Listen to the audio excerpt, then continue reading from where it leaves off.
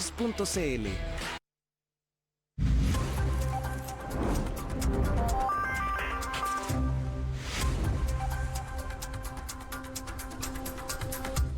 Estamos de vuelta en este especial y tenemos a dos politólogas con nosotros. Las presentamos de inmediato. Mireya Dávila, académica del INAP, de la Universidad de Chile, Instituto de Asuntos Públicos. Bienvenida, gracias por estar con nosotros. Muchas gracias por la invitación, un gusto. Y Lucía Miranda, académica de la Universidad Católica Silva Enríquez. Muchas gracias por estar con nosotros. Nos gustaría primero con ustedes centrarnos en la evaluación, más que del contenido meramente, de cómo se hace la puesta en escena de una cuenta pública. Entonces, primero, ¿cómo vieron en general el tono, la forma en que se presenta esta cuenta pública? Mireya.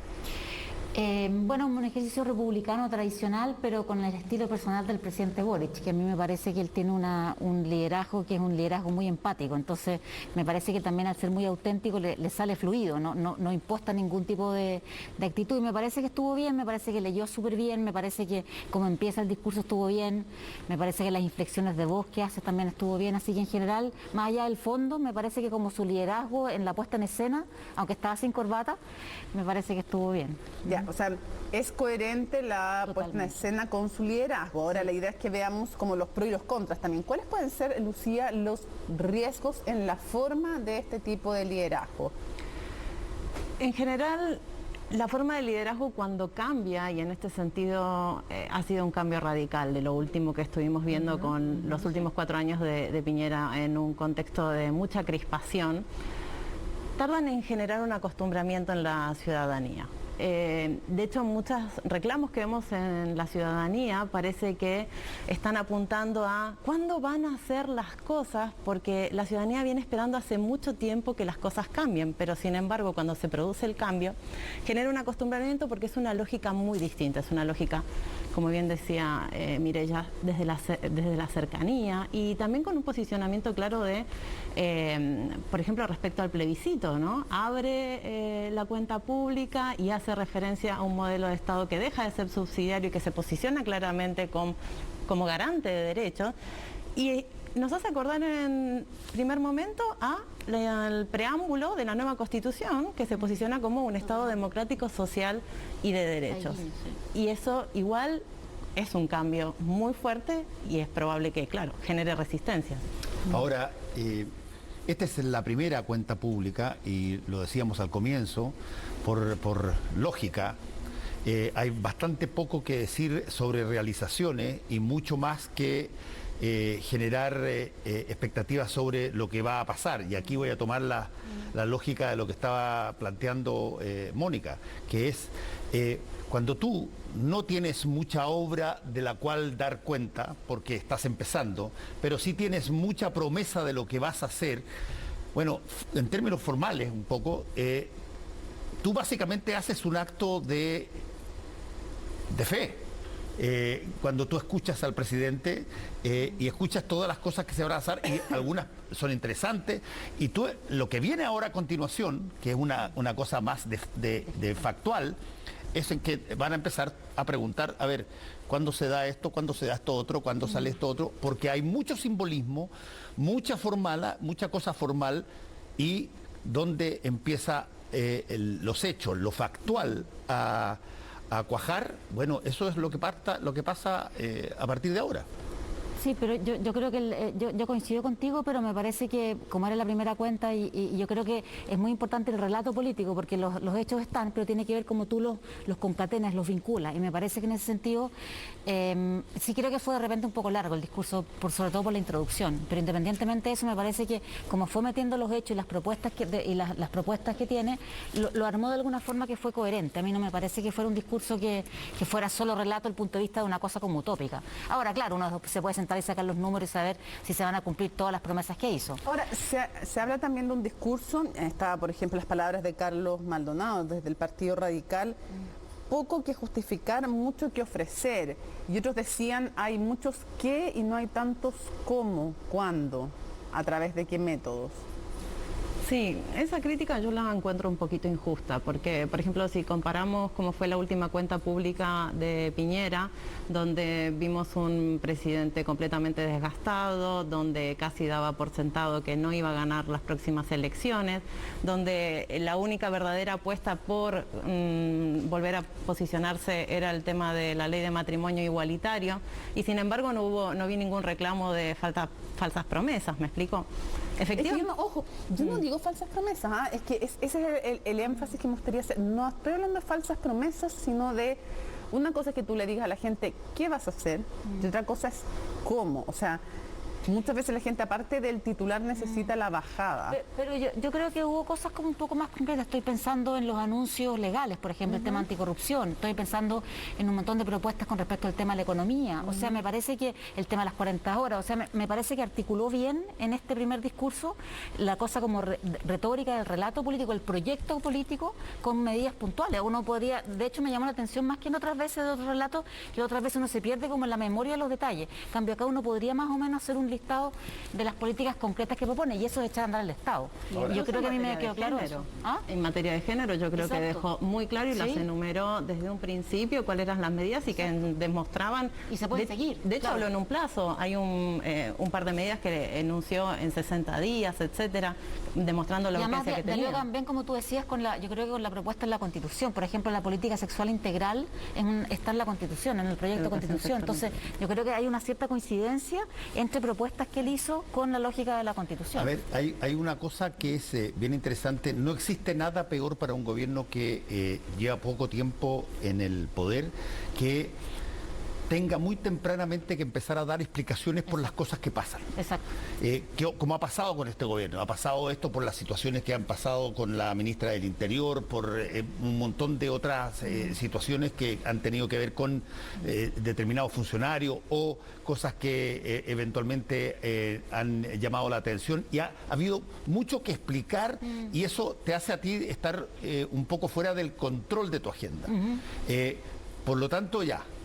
Los discursos, como decía un muy famoso director de cine, cuando todo está desordenado en una película, mete un rito. Sí. Mete un rito, como el caso del Padrino con el bautizo, por ejemplo, ahí el rito se ordenan, las figuras, se van las personas, se ordena el guión y a partir de ahí sale algo. Bueno, aquí se metió un rito. Sí. Cuando había un desorden muy grande en el gobierno. La pregunta es cómo se sale de este rito hacia algo que sea no lo mismo antes de la cuenta pública. Gobernando. Yo creo que, no sé, porque también hay un tema de instalación, uno da la sensación de que el presidente Boric está hace como 8 años en la moneda y lleva, no sé, ni 3 meses, entonces también ha sido tan intenso, pero yo tengo la confianza que también la coalición nueva empieza a conocer el Estado y empieza a gestionar bien el Estado, tengo la impresión, y por ese lado tal vez podría empezar a echar a andar los distintos ministerios, que yo creo que es lo que también quiere el presidente Boric. Retoma la agenda con esta cuenta pública y más allá incluso del presidente Gabriel Boric. Esa es una primera pregunta. Y la segunda parte sería, ¿qué peso tienen realmente, más allá del presidente Gabriel Boric, qué peso tienen realmente las cuentas públicas como hechos, como hitos, como golpes de timón?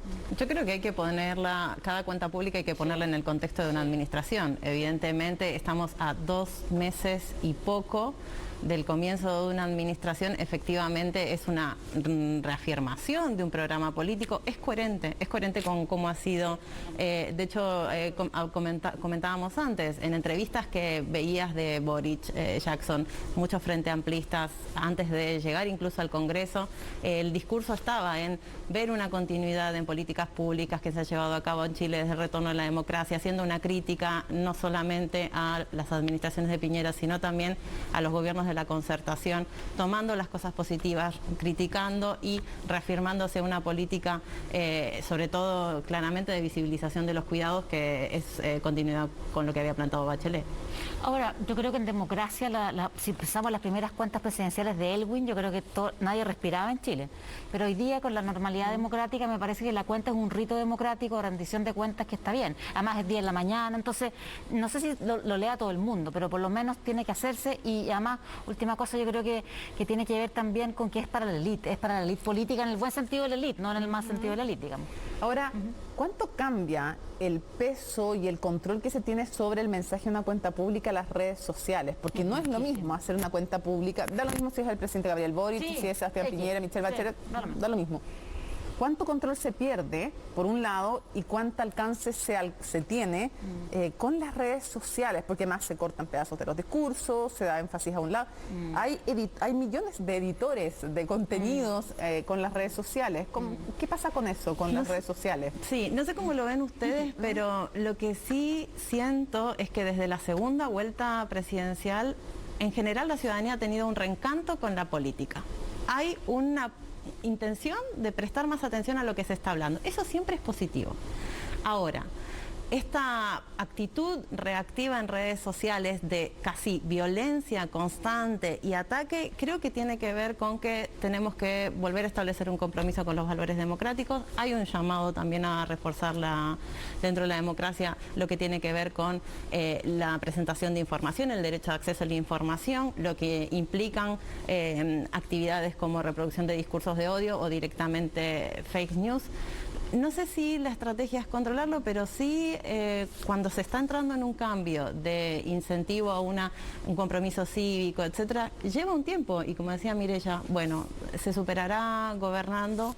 Además, los públicos están segmentados, todos sabemos que la gente que ve Twitter no solamente ve Instagram, entonces yo creo que la democracia contemporánea tiene eso y básicamente hay que acostumbrarse. Lo importante es que yo creo que el gobierno comunique coherentemente. Pero ¿cuál es el cambio que producen las redes sociales? El Porque cambio además con un discurso de 2 horas y 20, Sí. súper largo, yo también creo que en general los discursos se podrían hacer bastante más... Sí, más Eran así. Este revirtió la tendencia. Estoy de acuerdo contigo, sí, Sí. sí. Lo que pasa es que el preámbulo, perdón, fue muy largo. Me parece que la introducción fue muy larga. Pero más aún, te lo podría decir en términos históricos.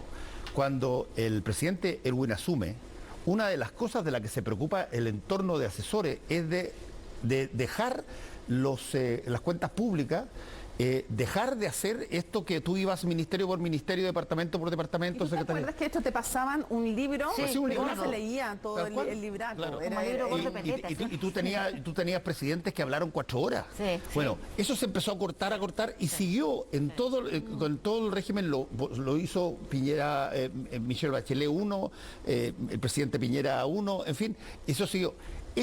A mi modo de ver, es uno de los más largos que yo he visto el último tiempo. ¿Qué pasa con los discursos largos, Lucía? A mí me parece fantástico que generen pasión, es decir, independientemente que terminó apurado, no voy a comentar la verdad si terminó más apurado, si metió más o menos información, exacto.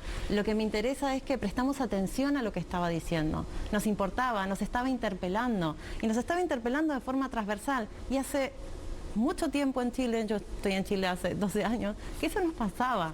Entonces, que genere revuelo en las redes sociales me parece un símbolo súper positivo. Es un compromiso cívico y que eso después se traduzca en una intención de mayor participación política es lo esperado. Además vino la cadena, perdón, entonces la cadena también ayudó. Ahora Como el resumen ejecutivo del mensaje. claro, ahora hay cosas... Ahora hay que tener, perdona, pero hay que tener ojo también con el abuso de las herramientas como cadena, porque una cosa es la cuenta pública, Y no pero caer en un chavismo. el abuso o sea, pero y en países democráticos y en dictaduras, Sí, el abuso sí, de estamos una de acuerdo. herramienta la desgasta. Pero me parece que fue más pedagógico porque fue más corto y estuvo súper bien explicado. O sea, me parece que si uno no vio el discurso, está ya está, digamos. Exactamente. Sí, yo iba a decir que hay un tema con las redes sociales a propósito de la pregunta de Mónica. Hubo una época en que se creía en términos de comunicación que básicamente operaba la comunicación en el ser humano a través de un modelo que se llamaba el modelo de la aguja hipodérmica. Básicamente el medio inyectaba a los ciudadanos con los conocimientos de las cosas y los ciudadanos respondían básicamente a lo mismo. Hasta que se descubre, a través de cuando empiezan a aparecer las encuestas, la opinión pública, que cuando preguntan a quién es la persona que más lo influye usted para tomar una decisión, en realidad no era el medio de comunicación, sino que era el vecino, Sí, o era las el jefe de la cuadra, Claro, o era el capitán claro. del equipo de fútbol de acá. Bueno, y se produce este modelo que se llamaba de 2 pasos, donde hay todo un esfuerzo de tratar de llegar con los discursos al líder de opinión de los distintos grupos. En el caso particular de las cuentas públicas, como tienes que escoger, porque no puedes hablarle a todos los públicos, ¿a quién se le dirige el presidente? A sus iguales, por cierto, porque están ahí, pero al mismo tiempo, ¿qué capacidad de generación de empatía, de discurso tiene con la población en general que está escuchando un discurso? Yo creo que hubo en este caso una interpelación a la oposición, una pedida de conciliación, de consenso respecto a ciertos temas controvertidos. Los discursos de Boric encuentro que en general son muy cercanos a la ciudadanía en general. Así que hay una interpelación y los temas que tocan tienen que ver con aspectos que nos afectan de manera transversal. No siento que eso pueda generar una como división, sino todo lo contrario. Y respecto de lo que decías, sería interesante ver, porque me acuerdo de haberlo visto en encuestas, cómo ha evolucionado el último tiempo esta pregunta de si habla de política, porque pensemos que era una pregunta que... En general la gente habla muy poquito, en teoría habla muy poquito. Información de Plataforma Telar, con quienes trabajamos los lunes en Aquí se debate convención, y que hablan de una alta repolitización, sea de izquierda, de derecha o de centro, y además como elemento catalizador de las conversaciones, ya no es tanto el padre o la madre, sino el hijo o la hija, los que son vectores de conversación política, lo cual da cuenta esta repolitización de las nuevas generaciones, sean de izquierda o de derecha. Sí, además el presidente Boric yo creo que es un buen orador, es un muy buen orador, se conecta muy bien la empatía. Además venimos de un presidente que tenía una debilidad en la lógica de la empatía, entonces yo creo que hay un cambio en eso que es interesante. Un tema también es... Se consideran a los hitos comunicacionales, y en este caso la cuenta pública, como artefactos comunicacionales. ¿Cómo describirían el artefacto de hoy? Más allá del contenido, ¿qué características tiene porque uno puede fijarse en las imágenes, las tomas de cámara, la puesta en escena, quiénes van, quiénes no van, o sea, hasta cómo se distribuye la gente? ¿Qué dirían ustedes de este artefacto comunicacional de cuenta pública 2022? ¿Qué les llama la atención? La verdad que el aspecto comunicacional en términos estratégicos no es mi fuerte. Sí, dentro como politóloga, lo que me centro mucho es en qué medida hay una coherencia programática. Creo que las herramientas comunicacionales que tiene el presidente Boric, que desde ningún punto de vista se acercan a una lógica populista, o quiero decir que podría ser interpretado como tóxico, no, todo lo contrario, es una persona que de la política la comunica de forma cercana.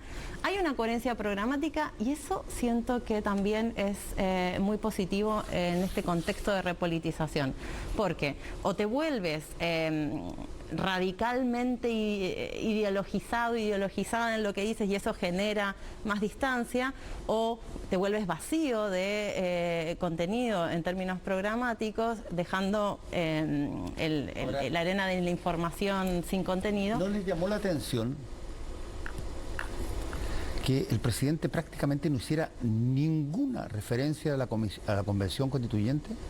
Es que la hizo, pero subliminalmente. La hizo, dije prácticamente ninguna, no dije que no hiciera.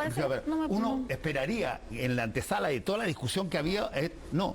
Y la pregunta es, ¿por qué? ¿Es algo intencional o es algo que, bueno, se dio? Yo tengo la impresión, y por eso se lo pregunto, que la vinculación del gobierno con la convención, a medida que se acerca el plebiscito, se empieza a generar todo tipo de miradas y por lo tanto, básicamente, incluso el único guiño que yo vi, lo dije antes, que fue cuando menciona la posibilidad de una empresa nacional del litio, diciendo que podían darse las cosas quizás esta vez y no como se habían dado antes, que la única posibilidad probablemente es que cambien la Constitución. Porque mencionó lo de la pro y el rechazo como jefe de Estado. A mí me parece que estuvo bien, porque además lo que conversamos al principio, que hay un montón de políticas que él propone que convergen con la convención. Yo creo que está bien, a mí me parece que lo hizo de una forma bien astuta y lo hizo de una manera subliminal, como dice Lucía, totalmente. A mí me llamó la atención, sí, como parte, y que me parece interesante como artefacto esta lógica de decir, yo presidente no soy el único que ha tenido problemas. Y en el fondo, como retomando la historia, me parece que eso fue muy interesante, como se paró de una lógica muy de la conciencia histórica, que él como otros presidentes han tenido problemas. Y eso me parece que es decir, bajemos la expectativa, en el buen sentido de la palabra, creo yo. Bueno, hay un reconocimiento además a su predecesor, Sebastián Piñera, respecto al manejo de la pandemia, y un reconocimiento de que las críticas fueron muy duras. Sí. O sea, hay algo también... Y un guiño también a la concertación, porque recordemos la trayectoria del presidente Boric, de dónde viene su lógica viene de la crítica a la concertación. Entonces, ha hecho guiños, ya lo hizo cuando hizo el discurso de la moneda, cuando asumió, y ahora lo hizo también un poco con las políticas. Incluyó al presidente Lagos, que no lo había incluido en la moneda. Entonces, está haciendo guiños también con ese mundo que al final yo creo que los tiene en el gobierno. Claro, pero los necesita también adheridos fuertemente al gobierno. No basta solo con tenerlos, necesita sus votos, necesita su adhesión, necesita cabezas y corazones. Y se está viendo en la medida que los distintos personeros políticos con cargo actual o que hayan tenido cargo anteriormente están empezando a pronunciarse desde ya para cosas súper trascendentales, como por ejemplo la Constitución. Y ahí hay mucha gente que ha salido a decir que está en contra, etcétera, que allá. Y desde ese punto de vista me da a mí la impresión de que el presidente Boric no se quiso meter en una cosa directa que tenía que ver con la forma, porque fue muy enfático en una cosa que no se dice muy común, literalmente dijo, votar apruebo o votar rechazo, las dos posturas son legítimas. Y la verdad que en ese sentido siento que nos adentramos a un terreno medio pantanoso. Para la calidad de la democracia de Chile y lo que significa el haber heredado una constitución de la dictadura, es trascendental tener una nueva constitución, elaborada, diseñada y aprobada en democracia. En este sentido, parece que la estrategia de Boric es alejarse de eso porque se lo asociaría negativamente con una campaña del apruebo que le podría jugar en contra. Yo creo que el apoyo transversal desde un Congreso democráticamente electo tiene que ser aprobar una nueva constitución. Pero ¿sabes qué? Lo que él está haciendo no es no apoyar esa constitución, está haciendo algo que a mí me parece válido en democracia, que es, si tú como sistema político buscaste esta salida institucional y diste dos opciones, no puedes decir que solo una es válida, porque entonces esto no sería democrático. O sea, puedes discrepar con el otro, pero el otro tiene derecho a votar de cualquier forma que decida hacerlo. En el fondo es revalidar. Nosotros nos pusimos de acuerdo, pusimos estas dos opciones, no pusimos una tercera. Entonces, claro, él podría venir a criticar que se ponga una tercera opción. Pero si todos se pusieron de acuerdo en dos opciones, yo creo que lo que está haciendo, claramente él tiene una postura. De hecho, el gobierno tomó posición respecto a la tercera opción. Claro. Diciendo que no iba a presentar un proyecto al respecto. Pero además hizo la señal política de juntarse con el Contralor. ¿Te acuerdas que hace un par de semanas se juntó diciendo esto y bajó como un lineamiento de cómo que tenía que funcionar el gobierno respecto al tema de la convención? Distinto es, como dijo el ministro Marcelo hoy día, que él diga que él vota apruebo. Sí. Que nos está llamando otra vez. Sí. Bueno, en todo caso, raya para la suma, lo que sí es obvio es que a partir de hoy uno puede pedirle al gobierno del presidente Boric ver cómo se van gestando las realizaciones que él ha señalado que se iban a hacer en esta cuenta. Sé que yo no nos queda nada de tiempo, pero Mitor había planteado una pregunta en la pauta que me gustaría una breve reflexión de ustedes. ¿Por qué entonces no funcionan las encuestas? ¿Por qué uno puede criticar una encuesta, otra no? Pero ¿por qué va perdiendo adhesión el presidente? Chuta, eso es como para como 3 difícil. programas más. ¿Son las expectativas tal vez? Una tiene que ver con las encuestas mismas, con los instrumentos, que las encuestas, está bien, pero igual, son fotografías de un día. Pero yo creo que tiene que ver con las expectativas también. Mucha ¿Las expectativas estaban tan previa. extraordinarias después de la votación? Es que como entró el presidente y los errores que tuvo al principio sus ministros, su ministra y todo, yo creo que eso lo debilitó mucho. Muy poco académico mi término, guatazo. Sí, fue como, yo dije, yo soy más académica. Sí, ¿Le también. rayó la pintura, se puede decir o no? También. Yo desde una visión más como de la psicología social encuentro que 2 años de pandemia nos han dejado en una situación de mucha reactividad, donde no estamos dando respuestas coherentes tampoco en nuestro día a día. No sé cómo lo viven ustedes, pero yo me encuentro en la vida diaria con muchas situaciones de desgaste que ha dejado esta pandemia y eso claramente debe de notarse en encuestas en falta de coherencia. Porque además el presidente Boric tuvo mayoría electoral. No necesariamente tiene mayoría política. Yo creo que hay un proceso de construcción de la mayoría política. Entonces, hay una fragmentación además. Sí, totalmente. Hay mucha desconfianza con la política y por mucho que él sea un muy buen líder, falta la coalición. Bueno, Mireya Dávila, Lucía Miranda, muchas gracias por haber estado con nosotros en este especial. Gracias por la invitación. Sí, pues. Mónica, Fernando. piacere as usual. Chóquele. Buenas noches. ¿No trajiste el anillo del poder, el que me da el poder? Sí. El anillo vikingo Este es allá el para anillo reforzarlo. vikingo. Que le vaya muy bien. Buenas noches a todos.